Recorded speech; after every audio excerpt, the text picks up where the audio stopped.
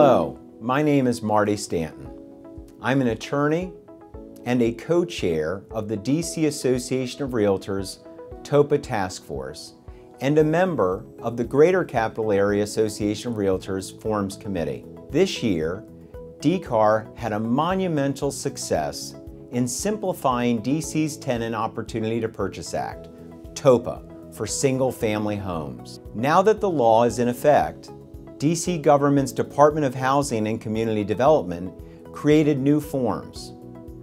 GCAAR's Forms Committee also made sure our forms are compliant. Today, I'll give you a brief summary of what you need to know. At its core, before an owner can sell their property, tenants have an opportunity to purchase and a right of first refusal. DC also allows for assignment of those rights. For years, this applied to all homeowners. On July 3rd, all that changed. The new law exempts all single-family dwellings from TOPA. This includes single-family homes with or without an accessory dwelling, row houses with or without an accessory dwelling, and any single rental unit in a condo or a co-op.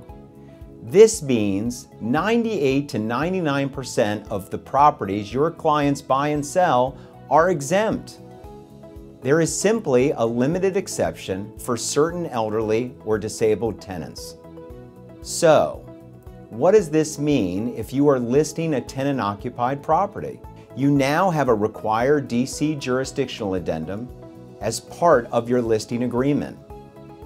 If a tenancy applies, you will attach the new tenancy addendum for single-family dwellings. The law for 2 to 4 units or multifamily has not changed. So for those, you will use either the new 2 to 4 addendum or the multifamily addendum. Then for single-family homes, within 3 calendar days of executing a listing agreement, the seller is to complete the new tenant package for each tenant. The tenant package includes DHCD's Form 1 with Forms 2 and 4 attached. Form 1 is the notice to the tenant that the property is being solicited for sale. Form 2 is a tenant's ability to let the property owner and DHCD know within 20 days of receipt of Form 1 that they are elderly or disabled and they do qualify for limited TOPA rights based on when they took occupancy. Form 4 is the tenant's ability to prove just that. In nearly all cases, the seller will send Form 1, 2, and 4 and wait 20 days. You, the seller, or the title company can then email DHCD for a status letter. DHCD will respond within 7 business days. If they have not received Form 2, you can move forward to settlement. TOPA compliance is done. In the very limited instance DHCD receives Form 2, then TOPA does apply. This is where Form 3A, 3B, and 3C come in.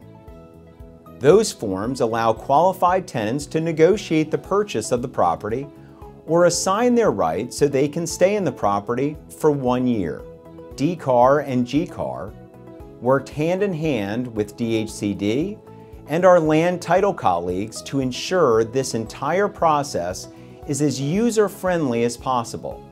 There will be improvements in the next few months, so access all DC government forms directly from DHCD's website. There, you will also find important informational materials. For more details on the elderly and disabled provision, we've covered it on GCAAR.com. If you are working with a tenant-occupied property, contact your broker, a settlement attorney, and DHCD for guidance. We know the last question on everyone's mind is it really this easy? And the answer is yes. With a little education, you'll soon realize we have a great new law. We did this together, and thank you, our members, for all of your hard work.